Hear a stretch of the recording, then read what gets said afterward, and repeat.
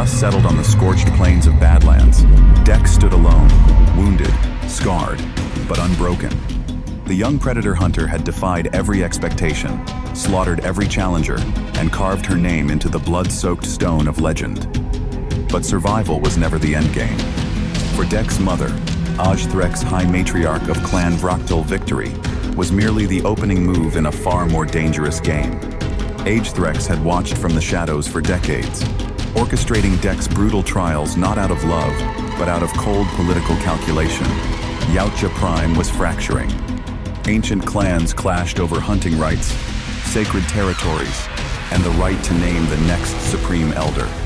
In a society built on blood and conquest, only one thing could unify the warring factions: a living legend. Ajthrex intended to make Dek that legend, whether Dek wanted it or not. The film opens on Yautja Prime itself, a world never fully revealed before a volcanic, storm-drenched jungle planet where massive citadels of bone and black metal rise above ancient hunting grounds. Ajthrex summons Dek back from her exile on the Outer Worlds, presenting her with a ceremonial war mask forged from the skulls of 3 apex species. It is not a gift, it is a leash. Ajthrex's plan is terrifyingly elegant. She has arranged a planetary convergence called the Rite of Ashkara, a once-per-century tournament in which every major Yautja clan sends its greatest warrior. Historically, the Rite determines which clan controls the prime hunting territories for the next 100 years. Ajthrex has corrupted it. She has bribed judges, poisoned rivals, and planted fail-safes throughout the arena. Every path leads to one outcome. Dek wins, Dek is crowned, and through Dek, Ajthrex rules. Dek discovers the manipulation mid-tournament when she finds evidence that her first opponent, a titan from Clan Makra, was deliberately weakened with a neural toxin before their fight. The realization hits like a blade to the chest. Every victory she has ever known may have been staged, shaped, curated. Was Badlands itself a controlled performance?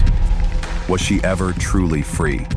This internal crisis explodes outward when Dek refuses to execute a defeated opponent in the final trial, a direct violation of tournament law and an act of rebellion that electrifies the watching clans. Ajthrex moves to override the decision, revealing in public her control over the event. The assembled clans erupt. What was meant to be a coronation becomes a war. The final act is pure kinetic chaos. Dek must now fight on 3 fronts simultaneously. Against Ajthrex's elite personal guard, the Vroctal Blades. 6 hunters enhanced with experimental bio-armor against the tournament's betrayed champion from Clan Makra, who now wants Dek's head for different reasons. And against her own mother in a confrontation that is equal parts combat and psychological dismantling.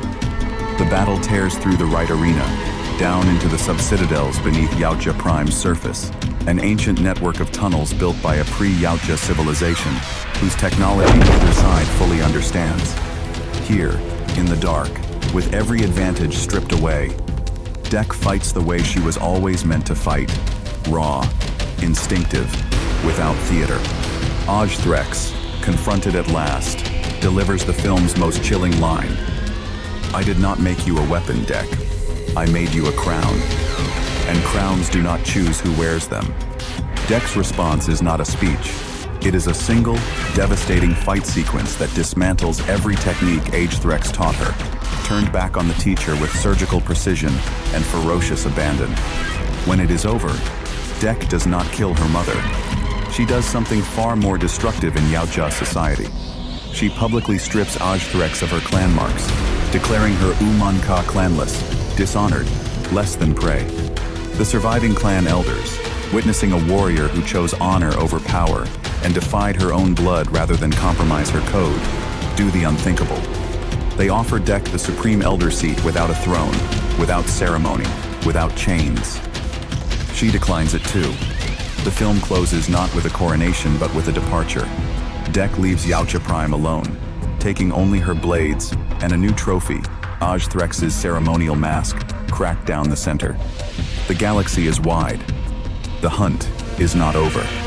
The post-credits scene shows Ajthrex, exiled and stripped of rank, making contact with a shadowed figure humanoid, but not human, whispering.